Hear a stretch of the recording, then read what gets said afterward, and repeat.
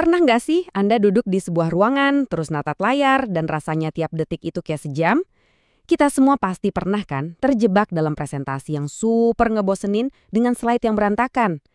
Nah, dalam bahasan kali ini, kita akan akhiri penderitaan itu. Siap-siap ya, kita akan belajar cara bikin slide yang bikin orang terpukau, bukan malah bikin ngantuk. Oke, mari kita mulai dengan mendeklarasikan perang. Yap, perang melawan slide yang buruk. Soalnya ini tuh bukan cuma masalah tampilan aja, tapi ini masalah komunikasi yang serius banget. Kata-kata ini diucapin sama seorang jenderal bintang 4 loh. Dan bukan soal strategi militer, tapi soal sebuah slide PowerPoint. Ini nunjukin betapa pentingnya komunikasi yang jelas, bahkan di level tertinggi sekalipun. Jadi, slide kayak apa sih yang beliau maksud? Nah, ini dia. Dikenalnya sebagai slide spaghetti. Kelihatan rumit? Banget. Slide ini tuh niatnya mau ngejelasin stabilitas di Afghanistan. Tapi yang ada malah bikin semua orang bingung total. Ini contoh sempurna dari kebanyakan informasi yang justru melumpuhkan pemahaman. Dan inilah akibatnya. Kalau audiens dikasih lihat visual yang kacau balau kayak tadi, ya mereka bakal kehilangan minat, nguap, bengong, atau malah sibuk sendiri. Pesan Anda nggak bakal nyampe sama sekali. Kayaknya kita semua cukup akrab ya sama perasaan ini. Dan ini skala masalahnya, 30 juta. Sebanyak itulah presentasi yang dibuat setiap hari di seluruh dunia. Coba bayangin, jutaan jam terbuang sia-sia dan ide-ide brilian hilang gitu aja di lautan slide yang membosankan. Ini bukan lagi gangguan kecil, ini udah krisis komunikasi global. Tapi tenang, ada jalan keluarnya kok. Yuk kita pindah dari masalah ke solusi. Dari yang tadinya kacau, jadi super jelas. Pertanyaannya sekarang, kalau slide yang padat dan rumit itu salah, terus yang benar gimana dong? Apa alternatifnya? Coba deh, lihat ini. Bill Gates di TED Talk. Slide-nya bersih banget. Cuma ada satu ide utama disajikan dengan visual yang kuat dan jelas. Nggak ada tuh daftar poin-poin yang panjang, nggak ada grafik yang bikin pusing. Cuma satu pesan yang kuat. Nah, ini dia alternatifnya. Jadi ini dia perubahan pola pikir yang paling penting.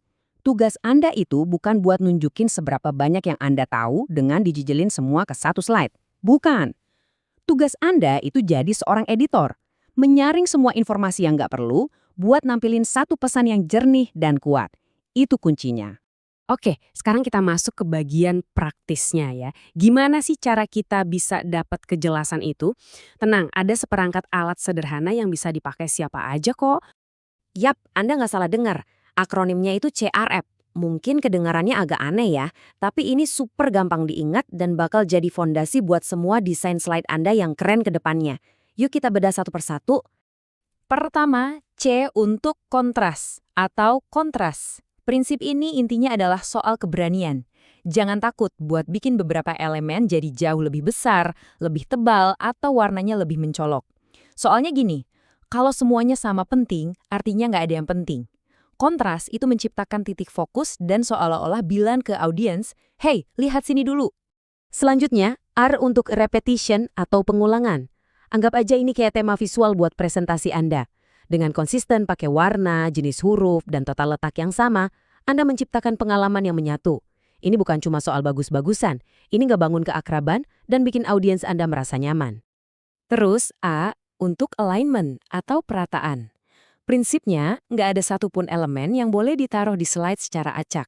Semuanya harus punya hubungan visual dengan elemen lain. Coba deh pakai garis bantu tak terlihat untuk meluruskan teks dan gambar. Ini perubahan terkecil yang ngasih dampak terbesar, langsung mengubah slide dari amatir jadi profesional. Dan terakhir, P untuk proximity atau kedekatan.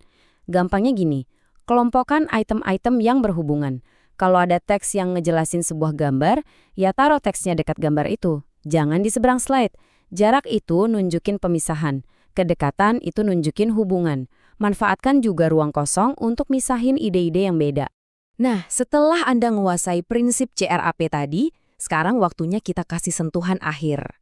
Detail-detail kecil inilah yang bakal bikin slide Anda naik kelas dari bagus jadi luar biasa. Pilihan jenis huruf itu penting banget loh. Huruf serif yang punya kaki kecil di ujungnya, itu ngasih kesan lebih tradisional dan formal. Sementara sans serif yang polos tanpa kaki, kelihatannya lebih modern dan bersih. Tinggal pilih aja mana yang cocok sama nuansa pesan Anda. Dan ini aturan emasnya. Jangan pernah, sekali lagi, jangan pernah pakai lebih dari 3 jenis huruf. Kalau bisa 2 aja, itu lebih bagus lagi. Kebanyakan jenis huruf cuma bakal bikin slide Anda kelihatan kacau dan nggak profesional. Ingat, kesederhanaan itu kuncinya. Ngerasa susah milih palet warna yang bagus? Nggak masalah. Ada banyak banget kok alat bantu online gratis kayak Adobe Color atau Color Lovers yang bisa ngasih Anda skema warna profesional hanya dengan sekali klik. Gampang kan? Oke, kita udah bahas masalahnya, solusinya, dan detail-detailnya. Sekarang, yuk kita ngomongin tentang Anda dan gimana cara Anda bakal nerapin semua ini. Kalau ada satu hal yang perlu Anda ingat dari semua ini, inilah dia. Setiap keputusan desain yang Anda buat harus melayani satu tujuan, mengubah ide yang rumit jadi sesuatu yang jelas, simple, dan gampang diingat. Jadi nanti pas Anda buka PowerPoint atau Keynote buat presentasi berikutnya, coba deh berhenti sejenak dan tanya ke diri sendiri.